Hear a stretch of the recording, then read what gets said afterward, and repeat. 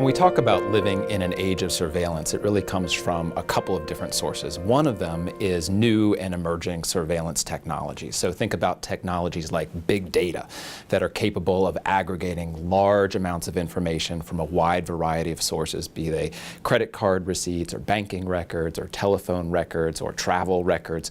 All of that can be aggregated into a central database and mined so that companies and government agencies can develop a very detailed picture of who you are, what you do, and where you go. Or surveillance technologies like drones that have visual cameras or visual cameras deployed on the street that are networked together and can provide a seamless account of where we go in public places. So we have those kinds of technologies, but we also have a whole range of more traditional, what you might describe as analog technologies like stop and frisk, where law enforcement officers have the authority to stop a citizen on the street, to ask him or her where they're going, to, in some cases, frisk them to see if they have weapons.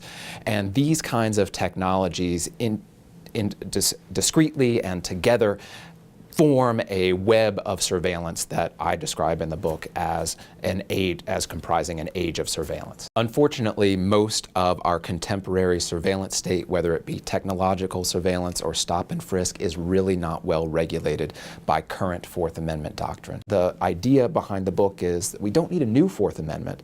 What we need to do is take seriously the Fourth Amendment we have. We need to go back to basics. And so it endorses a form of constitutional interpretation called originalism. So when we talk about an originalist interpretation of the Fourth Amendment, the first place to start is with the text itself, which guarantees a right of the people to be secure against unreasonable searches and seizures. I argue quite strongly in the book that we need to stop talking about privacy in the context of the Fourth Amendment. That's not what it's about.